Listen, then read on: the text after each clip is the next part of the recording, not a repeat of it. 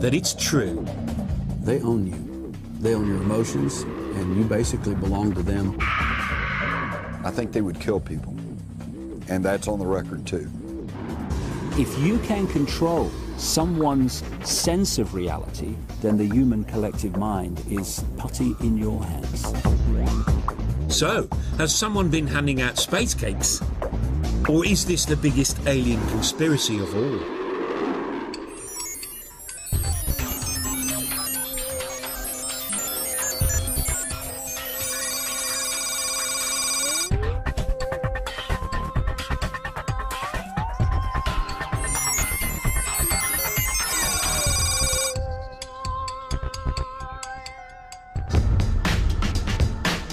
July the 16th, 1945, the day the atom bomb exploded. Everyone agrees this was an historic day. But some people believe it was also the day an alien conspiracy to take over our planet began. You see, apparently, this was an event which didn't just get noticed here on Earth. The shockwaves were felt across our galaxy and beyond. Ever since the UFO phenomenon sort of exploded into public consciousness in the mid-late 1940s, people have wondered, you know, why now? Why now? And of course, the first answer people came upon was that, well, now we have the atomic bomb. When we set off the first atomic bomb, there was such energy released that probably created ripples throughout our solar system, perhaps throughout the galaxy. And other advanced races out there kind of did a double take and went, oh my God, the kids have found the matches. It's true that it wasn't long after the nuclear blasts in the late 1940s that the first witness reports of UFOs began. I think it was from outer space, but friendly. According to the theory, these UFOs were alien craft who had arrived as an advanced guard. They were soon making contact with our rulers and negotiating terms. And if the theory is to be believed, an international conspiracy then began to hide any evidence of this contact. It's a cover-up which is still in full swing, or so some believe. Meet Peter Gersten, an all-American criminal lawyer. When he's not suing people and doing all the other things lawyers do, he's taking on the US government. And that's because ever since he was a boy, Gersten's been fascinated by UFOs. Some people would just go out and buy a toy ray gun, but not Gersten. Instead, he has spent much of his career trying to prove that the American government has been hiding its extensive knowledge of aliens and alien contact. I was the first and only attorney ever to bring any lawsuits against the U.S. government for UFO-related documents that actually made it into court. His dogged persistence and knowledge of the American Freedom of Information laws eventually led to the release of hundreds of previously unseen documents. I must have brought about 10 lawsuits. Even when they release documents, they've always withheld something within those documents. This affidavit is a perfect example. Half the affidavit is blacked out. If UFOs do not pose a threat, if UFOs do not represent an advanced technology, then why is this all deleted? Why indeed? He says these documents reveal the American government's obsession with the UFO phenomenon, which began during the 1940s and 50s. They reveal the existence of government committees which were initially set up to investigate UFOs. But all along, the existence of these organisations was denied, until finally they were all closed down, one by one. Despite the fact that governments kept telling the public there was no such thing as aliens, the aliens themselves didn't seem to be getting the message. Because according to Gersten, they just kept flying their spaceships through our skies.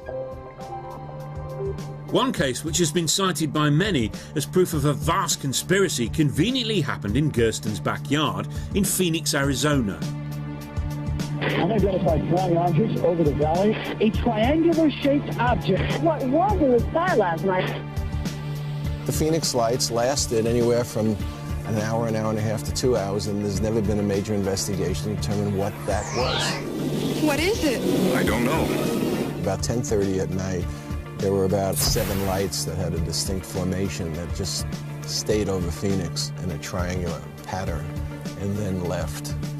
And it's amazing to me that something can appear so brazenly over a major metropolitan area and not be fully investigated. The story gripped the local media, but the official response was some kind of military flares. They had a number of leftover flares on the aircraft, and each aircraft had to get rid of them because the rules prohibit the aircraft from landing with flares on board. Gersten returned to the courtroom, but even he couldn't prize an explanation out of the authorities. The Freedom of Information Act is totally impotent. All they have to do is a reasonable search. And they say they did a reasonable search, we couldn't find anything, and the court goes along with that. So, is Gersten onto something, or does he just need to get out more? To really get to the bottom of what the government might be hiding, we need an insider. One who's seen some alien evidence with their own eyes. If you're involved in something like this, who do you talk to? You can't tell your family. You can't tell your closest friend. Now, the most convincing evidence that aliens have landed and those in power know about it would naturally be the sight of, well, an alien hanging out with the rich and powerful, being driven around in a limousine, or being photographed with celebrities. Unfortunately, the absence of anything like this means believers had to rely on something less convincing, hearsay, and there's certainly been plenty of that. I glanced up and there were 3 flying saucers at an altitude of 350 feet. No one disagrees that in the 1940s there were lots of unidentified flying object sightings. Even the skeptics agree there have been a lot of these sightings, but they put that down to paranoia. What's this all about? What's everybody running from? It's the end of everything. What do you mean? There was, after all, something called the Cold War going on. When the West and the Soviets confronted each other with secret weapons, spy planes, and various other military thingamajigs. The skeptics put UFO reports down to all of this. Nick Pope, for example, conducted an official British investigation into UFO claims, and let's just say he's not convinced. Nothing so far tends to give rise to any suggestion that extraterrestrials have visited the Earth. But it's often suggested that there's a huge conspiracy here and that the government somehow covering up the truth about UFOs. Well, having headed the UFO project for 4 years, I can categorically say there's no truth in that whatsoever. For believers, though, the more governments deny, the deeper the cover-up must be. And instead they turn to people who have claimed to have seen for themselves evidence of an alien plot. Some of these witnesses say they even saw evidence of an elaborate government cover-up. You know, things like alien craft, soldiers picking over it, and aliens. Here's someone who says he saw exactly that. Clifford Stone spent over 20 years in the American Army. For most of that time, he had a desk job, but that's not to say nothing interesting happened to him.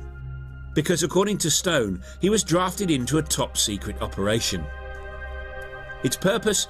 To retrieve downed Soviet satellites. I was involved in the activities that would recover crashes, debris thereof. Those operations were known as Project Moondust and Operation Bluefly. Those 2 projects dealt with 2 things: the recovery of objects of unknown origin or objects that survived re-entry into the Earth's atmosphere.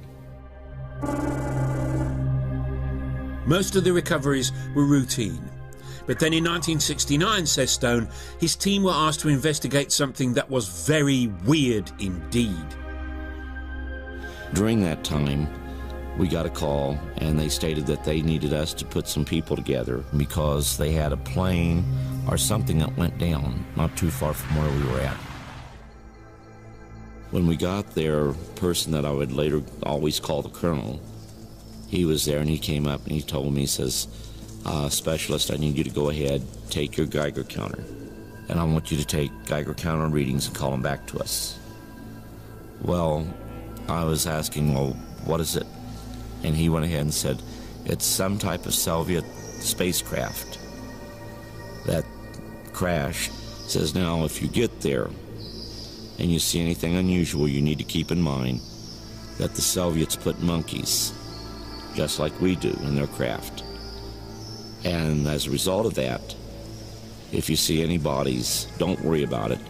It will be monkeys.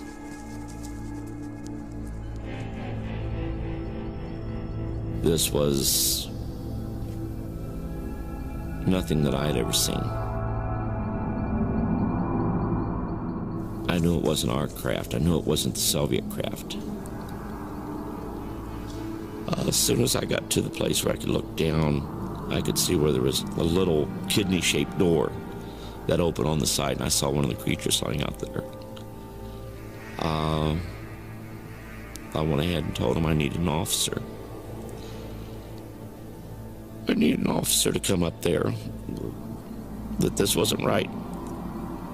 I also said, this is no damn monkey. Ever since he left the army, Stone says he's been trying to get the American government to admit to what he says he saw. The Defense Department, though, are still refusing to corroborate his story.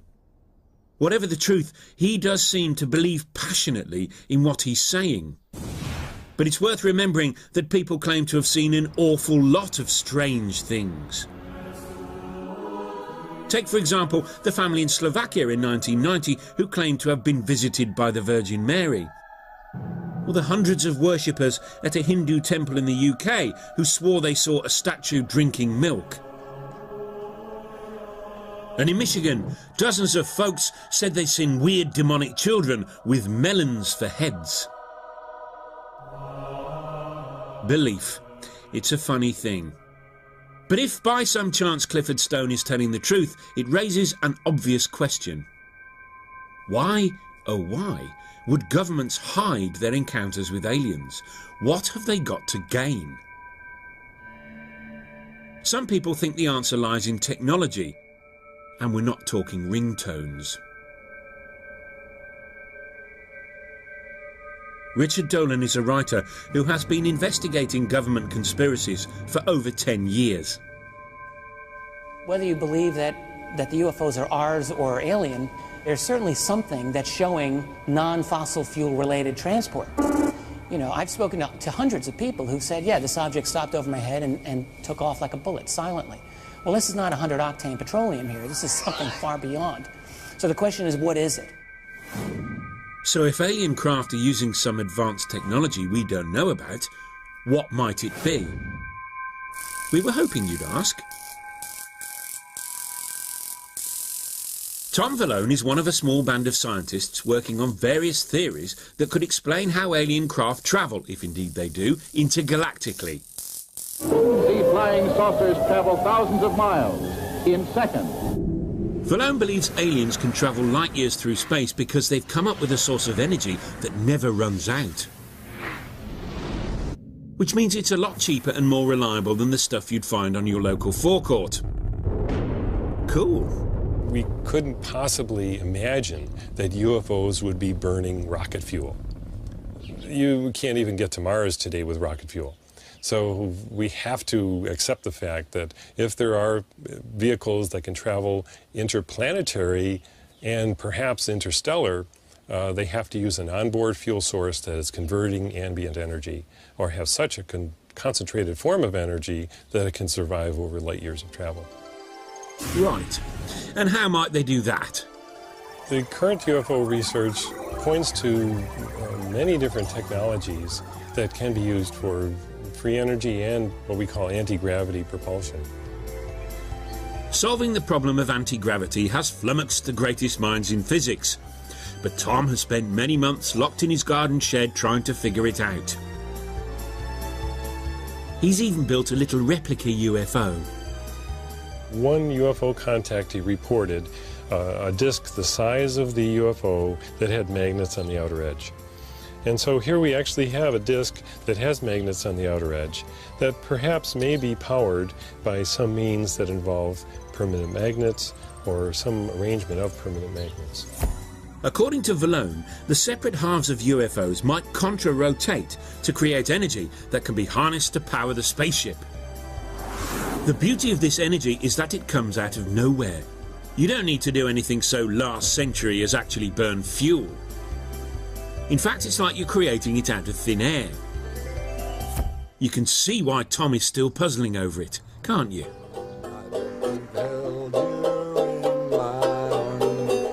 According to the alien conspiracy theory, when the extraterrestrials brought this energy to Earth, a lot of very powerful humans got very annoyed.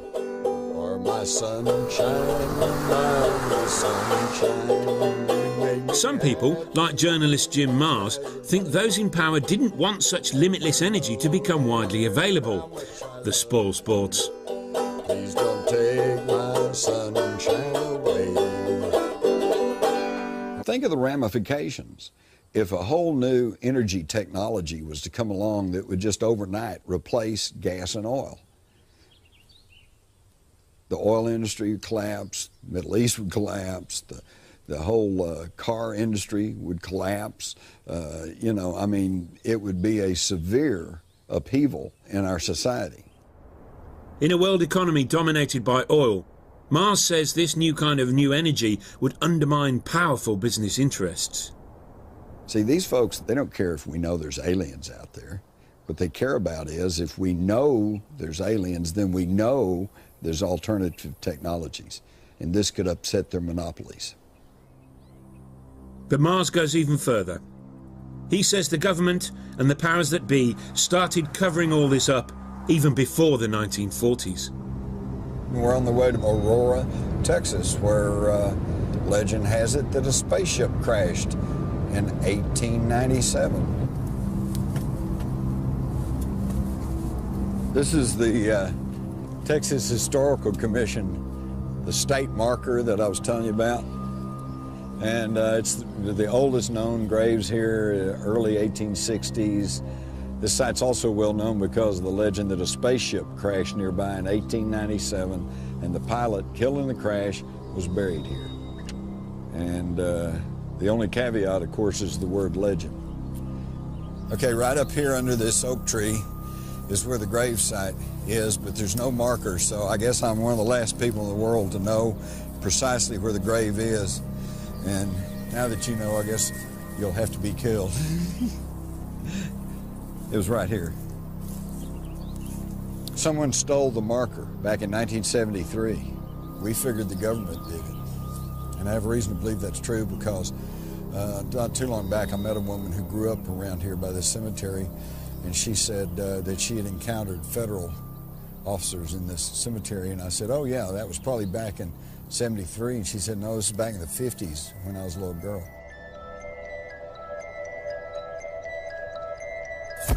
Jim's experience in Texas led him, he says, to compare notes with others across America, and he began to detect a pattern to the cover-ups. Ah, you were wondering how long it would take to get to the men in black? Well, here they come. If someone has a UFO-connected experience, then sometimes they are visited by strange men in black suits who, number one, ask them, what exactly did you experience? And number two, tell them, if you know what's good for you, you won't talk about this. Now, let's just get this story right.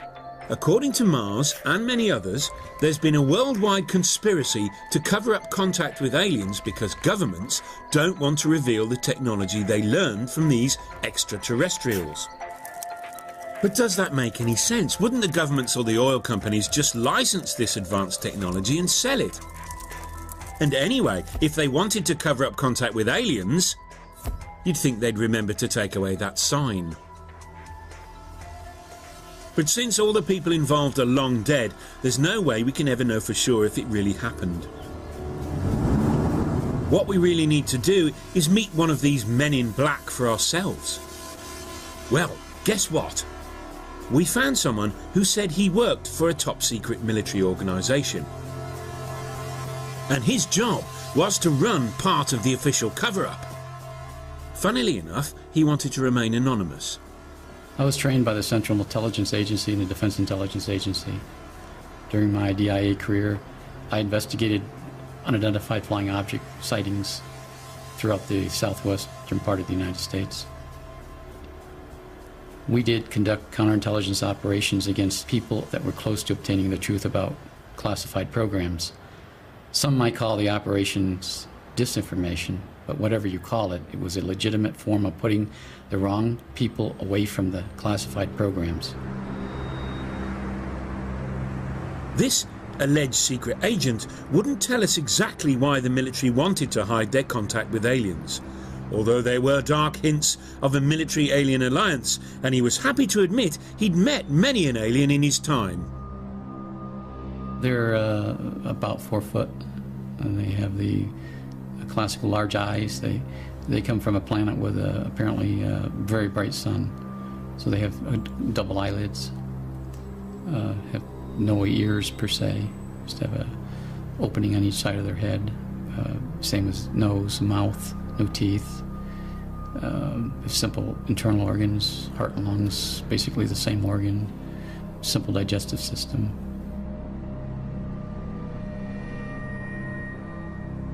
I'm not going to discuss that.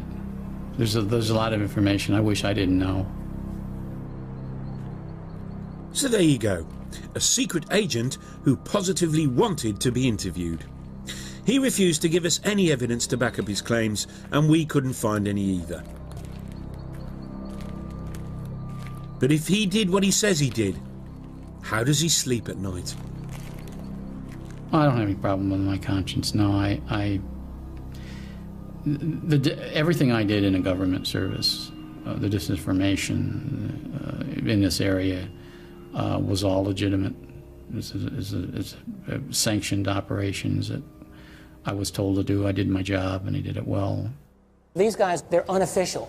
They don't exist within the official framework of our society. These agents charged with studying UFO phenomena and so forth. They're outside. Okay. Maybe Agent X is telling the truth, and he's a man in black. If so, we've stumbled on a scoop. So when did the cover-up begin? Maybe aliens didn't first land in the 1940s, or even in the 1890s. Because maybe, just maybe, aliens have been here for a long time, and when we say a long time, we mean a very long time. They've been running the world since the year dot, and they've kept it very quiet indeed. People want to laugh and say it's impossible. Well, please be my guest, I don't care. But if you're interested in what's happening in the world, this is a phenomenon that needs looking at, because there's something to look at.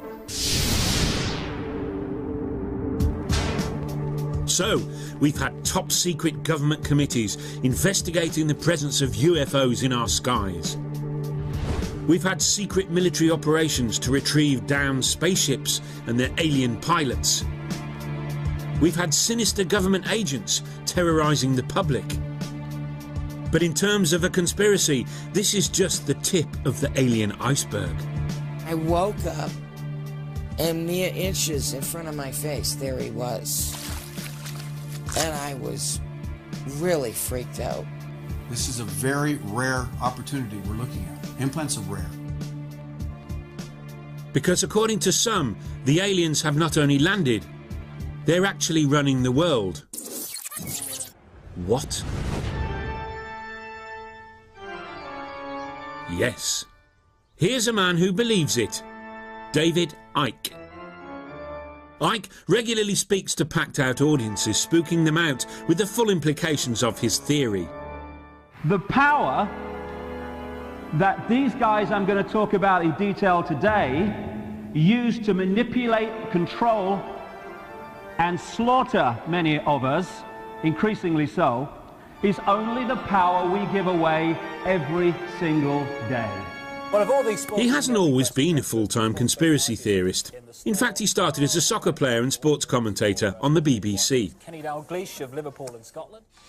But all along, something was troubling him. When I was a kid, I had this feeling, I couldn't put words to it, I had this feeling I had something to do. And when I started being quite good at football and went into professional football, I thought that must be what it is. But there was something missing. I couldn't put words to it. I felt unfulfilled. Ike looked at the world and there was something wrong with it. At first he couldn't work out what it was, but something under the surface was amiss. International poverty? Global warming? The capitalist system? No, something deeper still. He became convinced that everything that was wrong with the world could be explained by one overarching idea: that a small, ruthless elite had taken control of our planet. It's claimed it is made up of a highly secretive group of families who exercise absolute control over world politics and economics. Its name? The Illuminati. Well, the name Illuminati comes from the phrase the illuminated ones, which is extremely appropriate because they are illuminated into knowledge that they keep from the rest of the people. Ike was convinced that these families were no ordinary power-crazed tyrannical elite. Oh no. There was just one small detail which distinguished them from the rest of us. What I've done is ask the next question, which is, where did the Illuminati come from, and who controls them?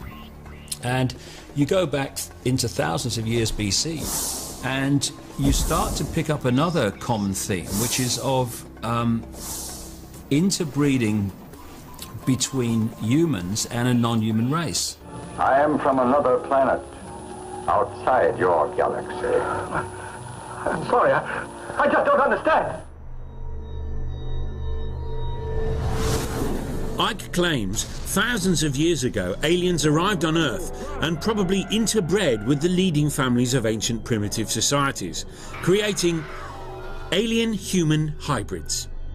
These hybrids and their descendants control the planet and everything on it.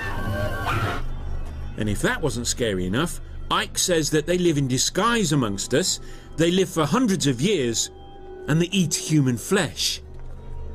Nobody's perfect.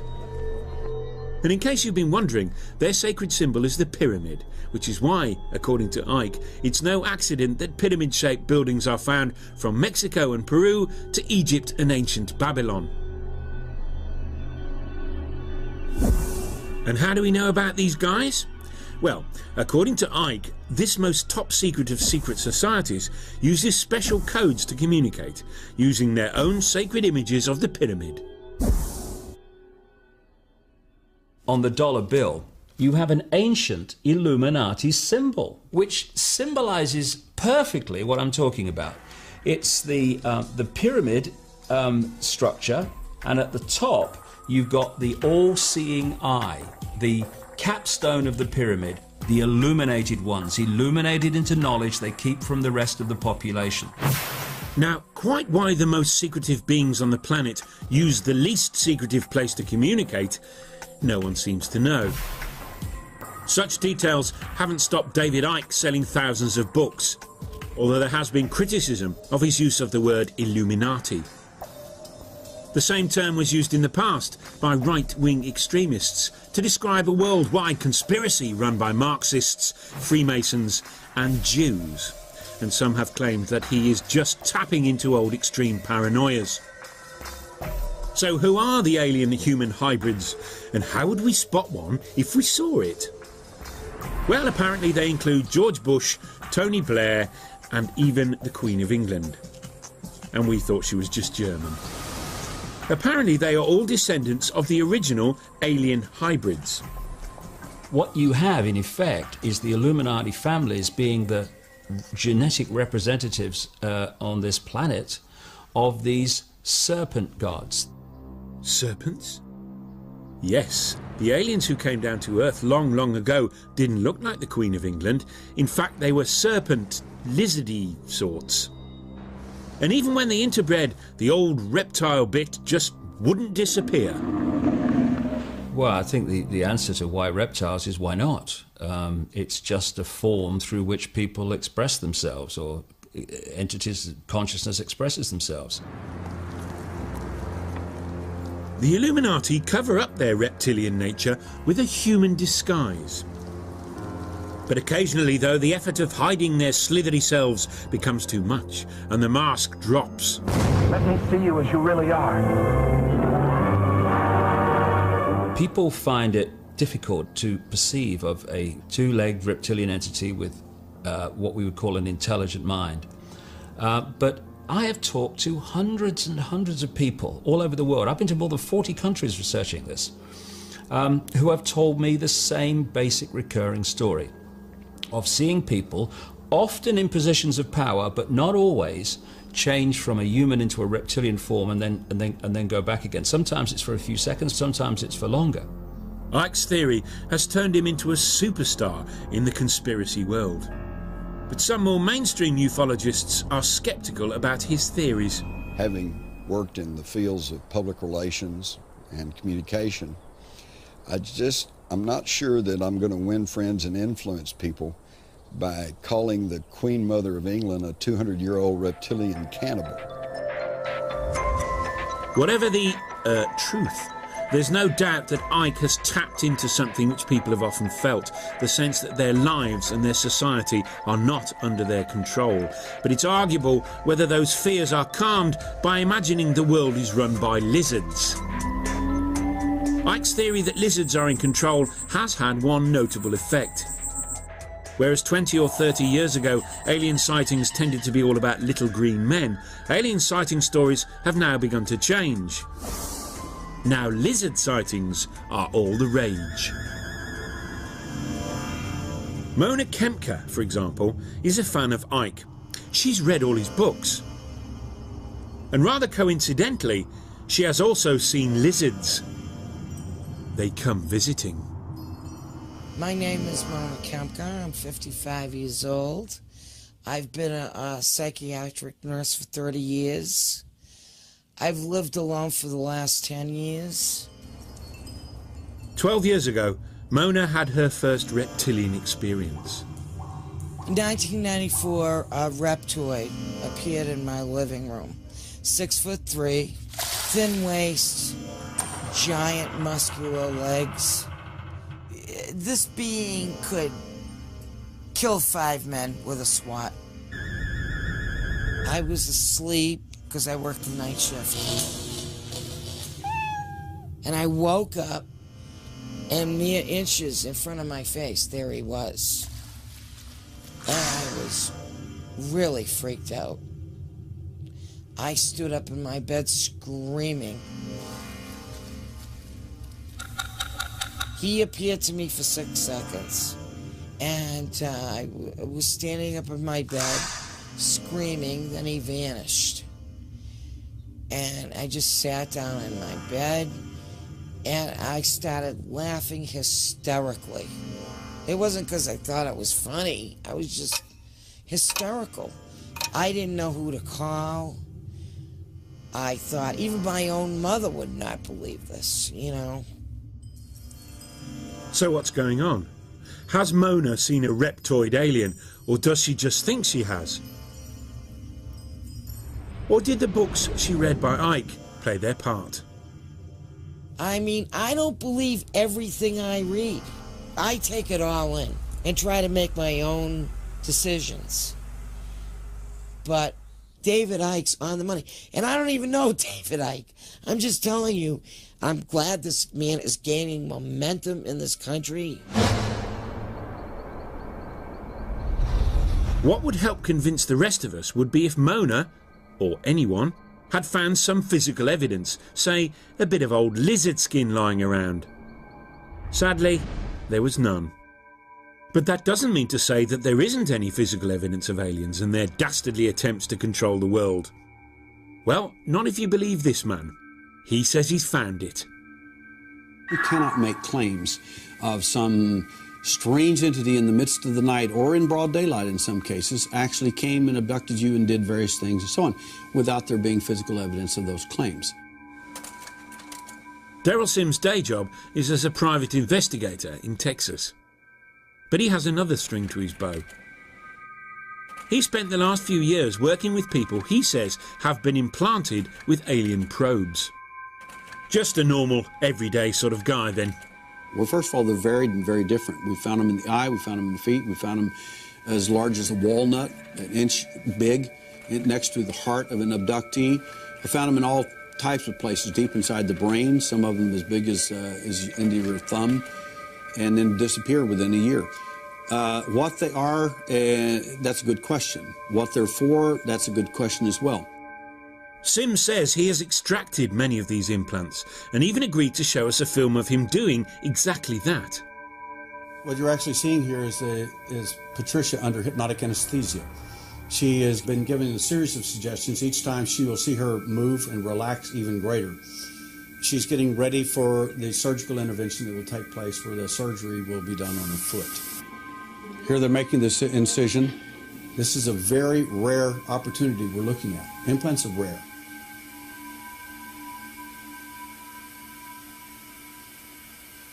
The surgery has taken over an hour. They can't find the object that they found so easily on X-ray. Here he is bringing the object out in a T-shaped formation. What they found in the keratin was wrapped around these objects, and it was very hard, very durable. It showed no signs of inflammatory response. In other words, this object was not treated by the body of Patricia, as an example, in any way as if it were a foreign object. Now, Daryl Sims has no medical background whatsoever, but he claims that the object that was removed from Patricia's body was designed to control her mind. Quite why they put it in her foot, though, is a whole different matter. But anyway, over to you, Daryl. My thinking is that the side effects of these objects, it seems to us, based on preliminary findings, is that levels of serotonin, dopamine, neurotransmitters, in effect, have been altered in some of these abductees. Now, any neuropsychologist or neurophysiologist can tell you in a New York minute that anybody that controls your serotonin, dopamine, or potassium, anybody controls these neurotransmitters, especially serotonin and dopamine, they own you. They own your emotions, and you basically belong to them. Daryl didn't allow us to do any tests on the little implant, so we can't say for sure what it was. And why a secretive alien could have been so easily outwitted by a Texan private investigator is anybody's guess. What we do know is that Daryl isn't entirely objective. I became aware of the alien entity in 1952 at age 3.5 in an abduction scenario. And then what really threw me into high gear into full-time investigations in this phenomena is my son got abducted at age 6. Then at that point, for me, I could live with my problems with the abductions. But when you come after my children, now it's personal. Alien lizard gods feeding off our own mistrust and fear. Alien implants that control our minds. Powerful alien human hybrid families that run our world. Blimey. But one question keeps nagging. If some people are seeing aliens, why aren't we all? Perhaps the answer, unnervingly, lies in modern science. People are starting to realise that the world is not just a little bit different to what they thought it was. It's actually nothing like they thought it was. We've come a long way in our understanding of the UFO phenomena, but we still don't have a definitive answer. In the 50s, the big question was, do they come from Mars or do they come from Venus? By the 90s and today, we're even more sophisticated, and the question today becomes, do they come from another dimension? Most skeptical, rational people will never believe that aliens control us and our planet without some conclusive evidence. But what if it was impossible to come up with evidence? Because the way we see the world is itself flawed.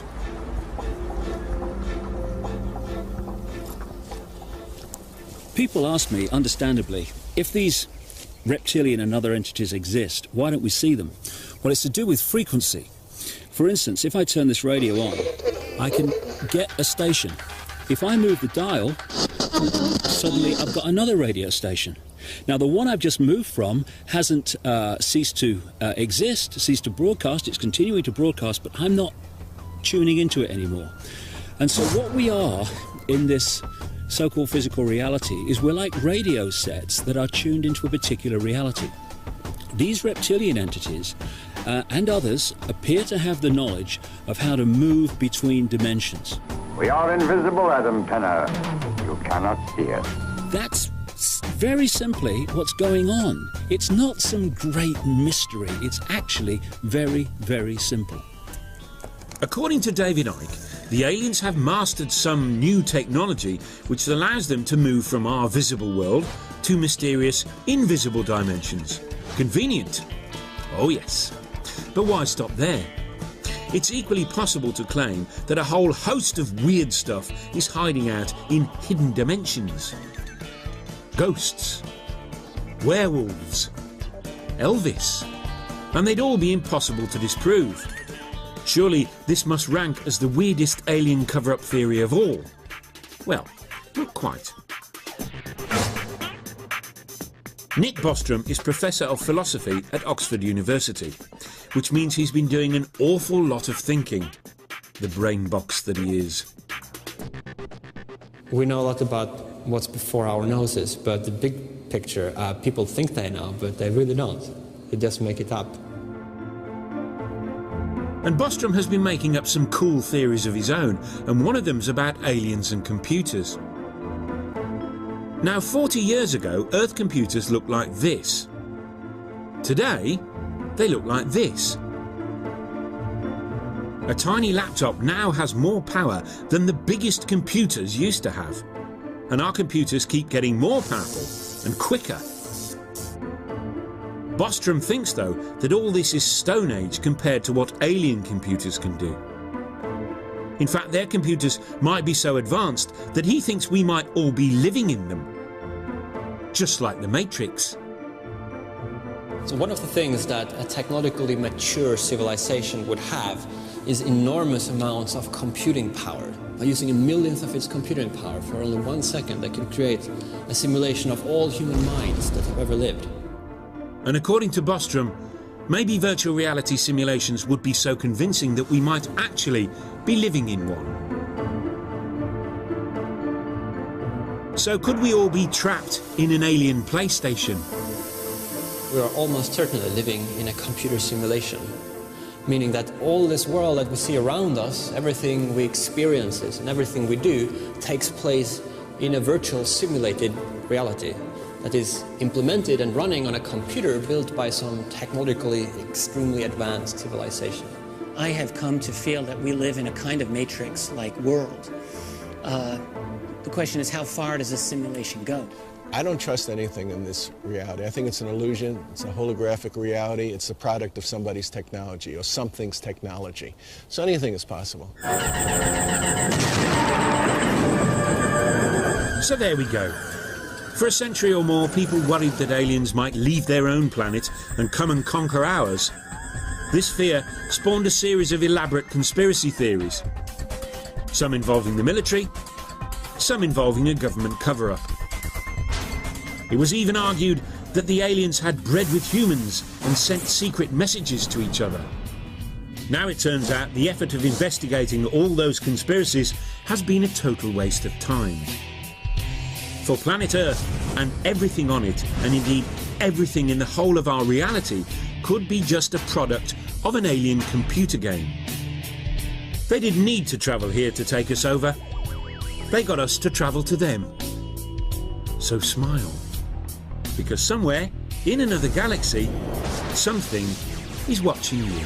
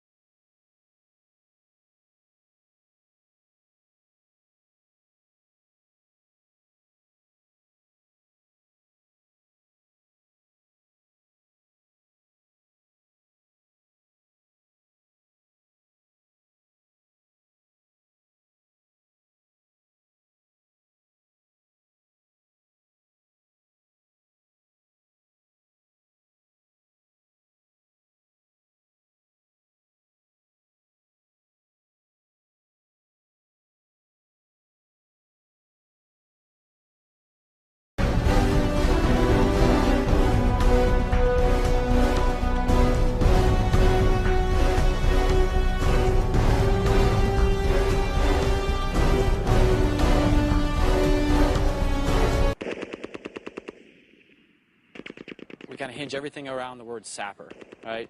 A sapper is a person who paves the way for others. They're a person who blazes the trail. You get the mission prepared, you get your equipment prepared, and your soldiers prepared in a short amount of time, and you get the mission accomplished. You never quit. Sapper is the finest engineer that America's Army has to produce. They essentially are the best of the best. A sapper is actually a state of mind. The spirit of this organization falls on the general sapper and the typical sapper who goes out there every single day and clears the roadways for our task force. Sappers are the best, man. I mean, we blow up and we keep driving on.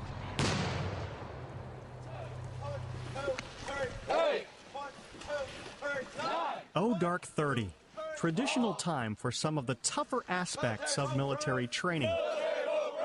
Take a Zodiac F-470, which lists at 322 pounds, toss in 10 rucksacks at 35 pounds apiece, a couple of 10-gallon water containers, and you've got Boat PT. Welcome to the Waterborne Operations segment of the Sapper Leaders Course at Fort Leonard Wood, Missouri. Get it off your head. Start with a few exercises with the boat, then set off on a 1.5-mile race carrying the boat. Of course, if you get tired, you can rest. It's not socialized, Sapper. Flutter kick. You do flutter kick. 1, 2. Maybe even frolic in the water as dawn begins to break. 4. At the end, you carry your instructors triumphantly across the finish line.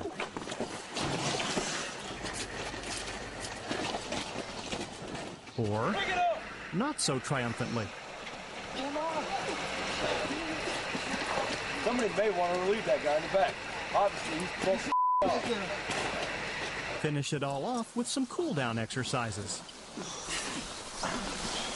In this documentary, you will see miraculous UFO footage that has been authenticated by top UFO. The documentary featured an extensive summary of the footage, the canisters containing the footage, an expert analysis from the likes of Stanton Friedman. One film expert noted in the documentary that the footage came in an old Soviet canister that had information labeled on it that was consistent with info written directly on the film reel. The numbers on the film's header matched the canisters they came. The header of the film had the crest of the KGB on it, and the term for top secret is shown in the first few seconds of this footage and image to the right. Having real-looking alien footage is one thing, but including the original film reel canisters means you are extremely close to proving 100% authenticity.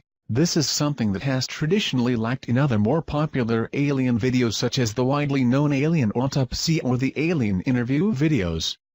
Several KGB documents. In the documentary, several KGB documents are produced to prove the film is authentic, along with credible testimony from a former Soviet KGB operative who claims to know about the event.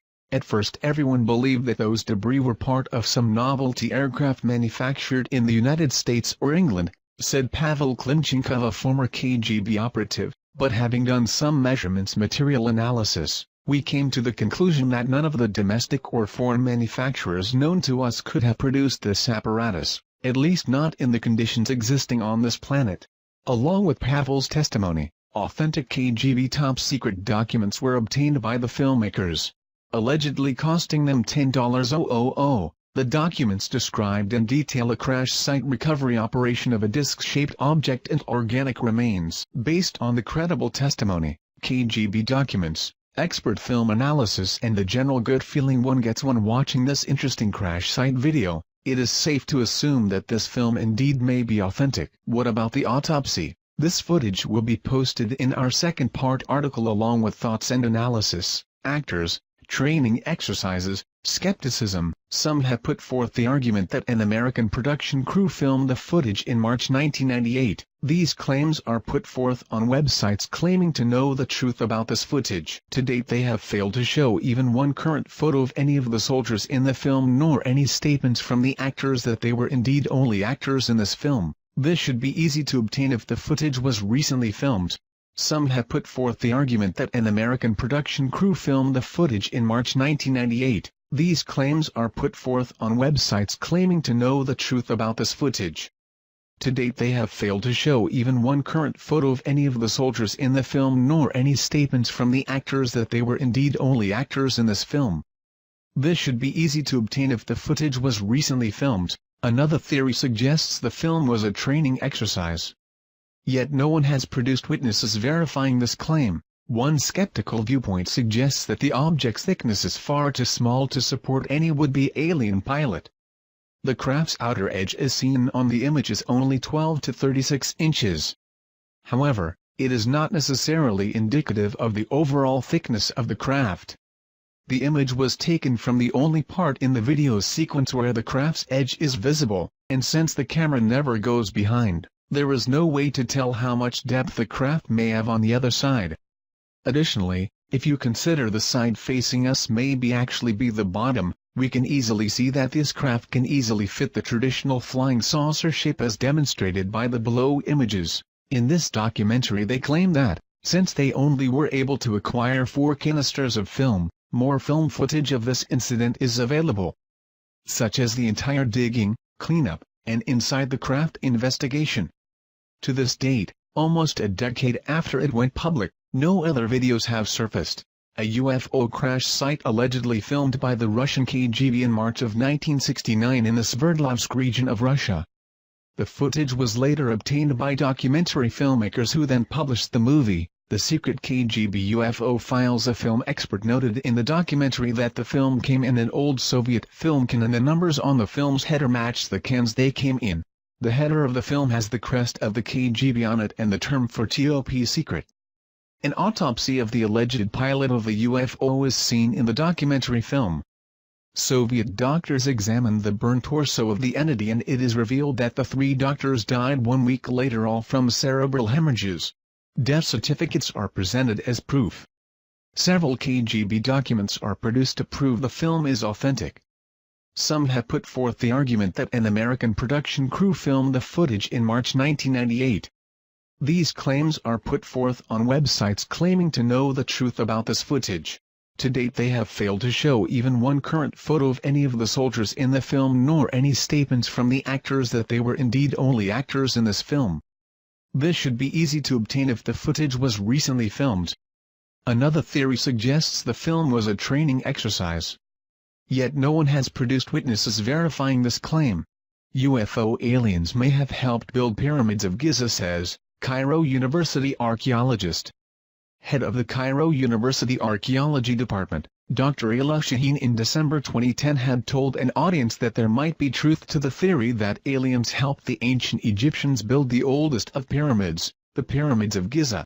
On being further questioned by Mr. Marek Nowak, a delegate from Poland, as to whether the pyramid might still contain alien technology or even a UFO with its structure, Dr. Shaheen was vague and replied, "I cannot confirm or deny this, but there is something inside the pyramid that is not of this world." Delegates to the conference on ancient Egyptian architecture were left shocked. However, Dr. Shaheen had refused to comment further or elaborate on his UFO and alien-related statements. Down below is 90's The Secret KGB UFO Files documentary, that deals with the fact that Russian had already discovered the tomb of alien humanoid in Egypt and something is beneath the pyramid. The Secret KGB UFO Files documentary interestingly supporting the head of the Cairo University Archaeology Department, Dr. Ayla Shaheen claim as well. Actually, ancient Egyptian writings very often talk of beings from the sky opening and bright lights coming down to teach them technology and give them wisdom. Many pictures and symbols resemble UFOs and aliens. Possibly aliens built the Great Pyramid. And these solid long-lasting construction techniques were adopted by the Egyptians. Ancient Egyptian legends tell of Tebzepi, or the first time. This is described as an age when sky gods came down to earth and raised the land from mud and water. They supposedly flew through the air in flying boats and brought laws and wisdom to man through a royal line of pharaohs. And of course, this was all thrown out the window when Christianity came along. Keep in mind that the gods were the one and only religion that there was. No other conflicting beliefs? Why? Well, because it was fact. not faith. The modern church would have you believe it's just a myth. But you have to ask yourself, on the edge of Occam razor, what truly indeed is more likely? There has always been the question. How did the Egyptians feed and care for the 100,000 slaves that it would have taken to build the ancient structures like that of the pyramids in Egypt? 1 minute it is a very backwards country, and almost overnight a highly advanced and technological culture sprung into existence. We now have the answer to that very question and evidence that the Egyptians had help, extraterrestrial help at that, thanks to Russia, the KGB, and a top-secret project called Project ISIS. Astrophysicist, neurologist and science advisor in Advanced Propulsion System gained access to the files of Project ISIS. This was a top-secret project brought about by KGB concerning the discovery of the Tomb of the Visitor in 1961. Up until Sci-Fi purchased this exclusive footage from an agent of the Russian Mafia, it had never been seen outside the top-secret facilities of the KGB. Sci-Fi showed it one time on television, and as it stands today, no evidence of this film or the project is available. Except what we have copies of here given to us by a client that had taped the original show. This video is a powerful documentary with actual footage filmed by the KGB and verified by specialists in the field. Authentic film footage. If we can somehow bring attention back on Project ISIS and prove it out, it will change the history of the beginning of the civilization of man. During the Cold War, Nikita Khrushchev was determined to show the world that communism was superior over the democracy. As he realized that it would be too costly to compete with the US in the space race, Khrushchev chose to go the other route. Having over 300,000 agents in the secret police and espionage organizations, he focused most of this resource on alternative science, such as paranormal phenomena, psychotrometic weapons, biogenerators and mind-altering machines.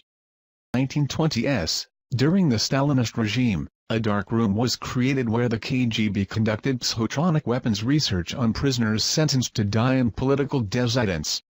After 1936 these files were transferred to the secret archives of the KGB, continuing on with their paranormal research. Khrushchev achieved great success with his biogenerators and machines to alter human minds, which worried, naturally, the United States, knowing that the Soviet Union was there to conquer and overthrow. Russia, being that its borders surrounded the largest landmass of the world, had the largest amount of UFO sightings. If they could capture one of these flying objects and reverse engineer it, they could have the greatest advanced aeronautical designs. They got lucky in January 1986 when a spacecraft crashed in Dalgorsk but remained intact. The craft was back-engineered and the process was quite successful. But to achieve the most superior advancement in global domination, they went in search for something that was only a rumor or legend. The Chamber of Knowledge in Egypt. If the legends were true, storehouse of knowledge left behind by ancient visitors from outer space was concealed in the Great Pyramid. A team of archaeologists were composed of Egyptologists from the Russian Soviet Academy of Science, was sent to Egypt. The fearing that the CIA would learn of this expedition, the Kremlin operated with complete secrecy. By the late 1950s Egypt accounted for 43% of all the Soviet aid for Third World nations. When they started the ISIS project, the Soviet military personnel in Egypt was estimated over 20,000. The heavy military presence was used to disguise the efforts of the mission scientists headquartered in Cairo. They would operate under the guise of Arab peasants or Russian officers.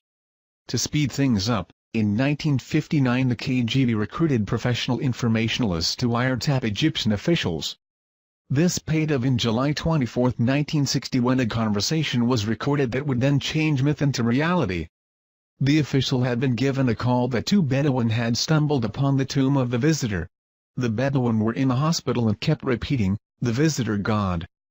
At this moment in time, Project ISIS became top priority and all efforts were made to immediately follow up by having the Bedouin show them where they had found this tomb.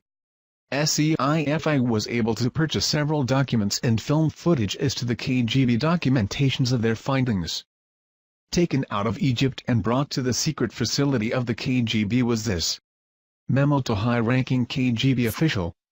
My agents had secured the notes of one of the scientists working on the tomb of the visitor findings. Another was the inventory of contents taken from the tomb as follows. Location of finding. Undisclosed, 15 crates of relics, 1 partially mummified body, 1 stone sarcophagus, 8 hieroglyphic samples. Old report from a project scientist that was one of the first to enter the tomb. During the inspection of the wall segment we noted that a strange magnet-repulsive force seemed to be emanating from the rock. We were unable to find any scientific explanation. Cryptologist report. Partial decoded message on tomb wall indicating a prophecy of the return of the winged gods. The Kremlin took the cryptologist report very seriously. KGB was ordered to determine target locations: planets, stars, galaxies. They had to duplicate the stars as they would have been over Giza thousands of years ago. They finally found it, in the stars and constellation of Orion during the year 10,500 BC. Although it was possible that the builders could have been working off plans of a time before the pyramids was constructed, this was proven not to be the case. Metal and synthetic materials of tomb were determined to be of unknown origin, and the tomb was carbon dated, giving it a dating of 10,500 BC, meaning the pyramid had to have been made at 10,500 BC. Cans of film were purchased by SEIFI through the Russian mafia agent, which originally came from the maximum security archives of the KGB. These cans contain film of KGB filming the process of the tomb and sarcophagus being opened. Sci-Fi had this film analyzed before purchasing by experts in this field. Finding no evidence of fraud, SEIFI purchased cans of film. The documentary is in black and white, showing soldiers entering the tomb without gas masks. As they opened the sarcophagus, you can see toxic fumes escaping and the reaction of the soldiers as they were being affected. It also shows the mummy contained inside. The film shows the soldiers leaving the tomb fast, and then a chemical warfare specialist team comes in with protective clothing. There is talk from one that was there in the tomb, that the energy inside, during the first days of exploration, was very high. They also had a team of psychics go in and do some special readings of the tomb. It later goes on to show the KGB and Bedouin loading trucks with crates to be shipped back to Russia.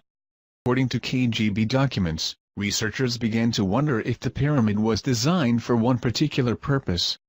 They thought it was possibly a machine, being that it was designed like a three-dimensional triangular depiction of a hemisphere.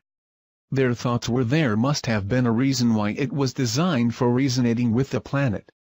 Their thoughts went to a prism, and that the pyramids have powers to alter the cosmic rays, that the pyramids are huge prisms capable of concentrating energy, capturing light from the stars, which would initiate a process which would turn the pyramid into an interstellar transmitter. The three pyramids and SPHNIX could be integral parts of an immense machine designed by alien engineers linked by a master control mechanism inside the Great Pyramids. They noted that the passageway goes to main chamber, and above the sarcophagus was a tunnelled star shaft. They reasoned that when a specific star alignment occurs, a streak of energy goes down the shaft.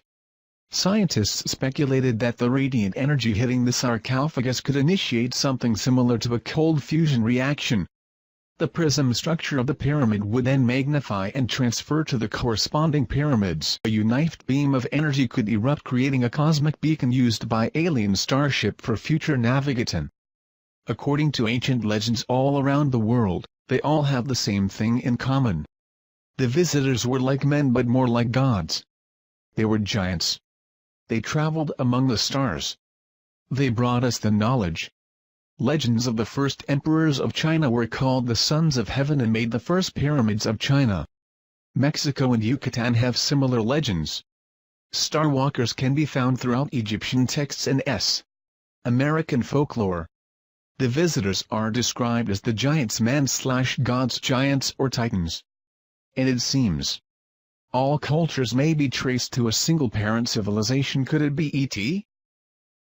Later on in the documentary, it shows them working on the mummy, attempting to give it a face and identity. A computer projection of the mummy was made as it laid in the sarcophagus. Experts that were there to observe the fluorescent reconstruction of the face described to Sci-Fi that if they had not been there themselves, They would not have believed what the face revealed after reconstruction.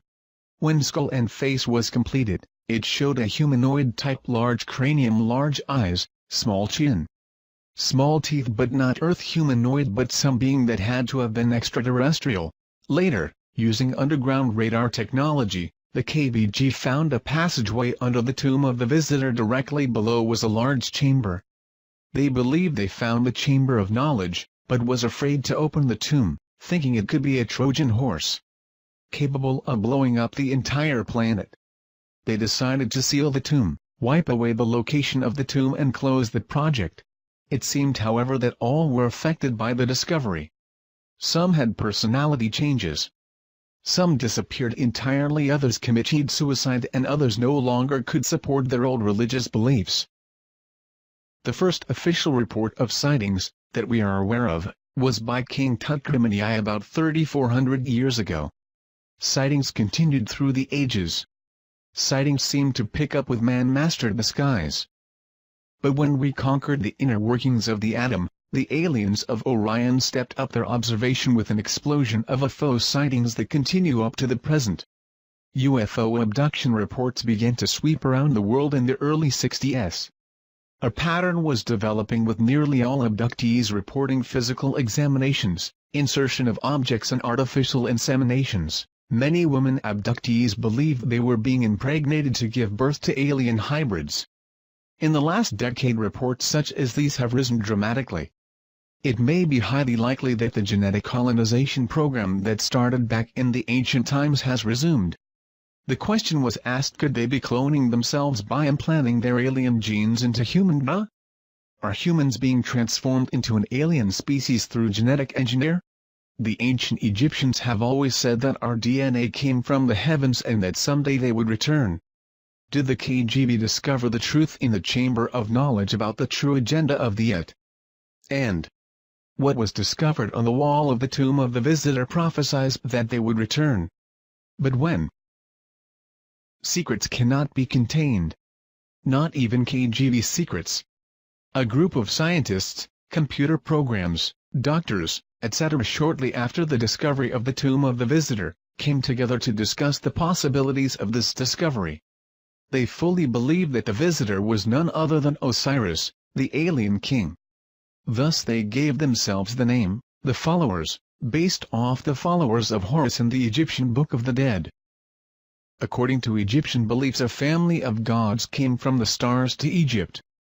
They were the ones that gave the people of Egypt the knowledge and wisdom. Later they left Earth back to their star homes, except for Osiris. He stayed and taught the followers. It was their duty to protect and keep the ancient knowledge he gave them until his return. The Egyptians were astronomers and fully understood that the stars were the map to the great god Osiris and the afterlife. And followers would secretly come together in their homes to discuss the possibility of the return of Osiris. They believed that the second coming of Osiris would herald a new age for mankind.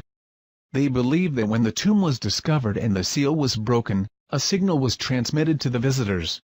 They calculated and estimated the time it would take for the electromagnetic signal to reach the constellation of Orion. They figured that they could return no earlier than April 23, 1985. With that time frame in mind, the group left Russia and took off to Egypt, never to return. The only remains left behind of their meeting with the visitors was a newspaper clippage found in the KGB archives of a group of tourists disappearing in the middle of the night in Egypt, 1985. And one home movie project with film. This film showed the group in front of the pyramid at night. It shows a light appearing in the sky, the group dropping to their knees in prayer, the light becoming brighter and then nothingness. A daughter of parents that were part of this group was shown the home video by the SCIFI team, of which she recognized her parents and burst into tears. Did anyone happen to see a documentary on sci-fi called Secret KGB UFO Files? I happened to catch this yesterday, and while I'm leaning to the side of skepticism, I have to admit that it was intriguing. Basically, the story goes, in the early 60s the KGB discovered a tomb at the Giza Plateau containing an UFO. Luckily there was film footage, haha. The grainy film contained footage of archaeologists dressed in KGB gear opening the tomb of what was thought to be an ancient Egyptian king. When they do, toxic smoke overcomes one of them and the other two run out. It is later learned that the body isn't human. The footage looked as if it had been produced to look old. Also included were shots of psychics levitating in the tomb. One thing that caught my attention is the archaeologist that was supposed to have been claimed by the toxic smoke was later helping move crates of evidence down some stairs.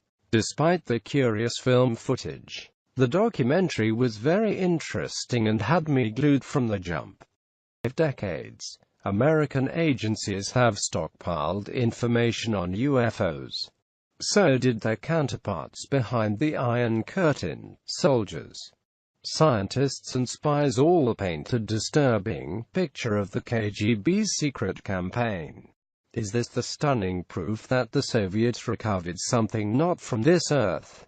When US researchers began looking into just how much the Soviet government knew about UFOs and extraterrestrial visitation, they were not surprised to learn that the Russians took the subject very seriously. What they didn't expect was evidence of ancient alien visitation, paranormal properties associated with related artifacts, and most shocking of all, of a mass abduction in 1985, among the piles of materials obtained from former Soviet spies. Some extremely puzzling and disturbing documents and film footage surfaced confirming rumors, which had been circulating for decades. In the late 1950s and 60s, the Russians became very interested in a number of unusual and newly discovered archaeological sites in Egypt by interpreting ancient symbols. One of those sites was believed to contain the remains of a life form not from Earth. Startling top-secret film footage, never before seen outside the Kremlin, confirms the Soviet mission to recover and analyze these remains. Join host Roger Moore in an exclusive investigation into one of the most compelling events of our time.